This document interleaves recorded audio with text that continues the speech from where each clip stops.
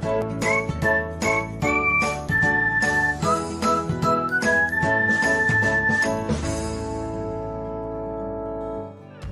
everyone, welcome back to another episode of Technologyglance. Today in this video, I'm going to guide you through how you can turn off multiple devices on Skype. So let's get started. Firstly, open Skype app in your device. Then tap on your profile icon. Next tap on settings. Then tap on notifications. After that, you can see the option of multiple devices. Turn off it by tapping on it. So, this is how you can turn off multiple devices on Skype. Thanks for watching. If you found this guide helpful, we would love it if you hit the thumbs up button below.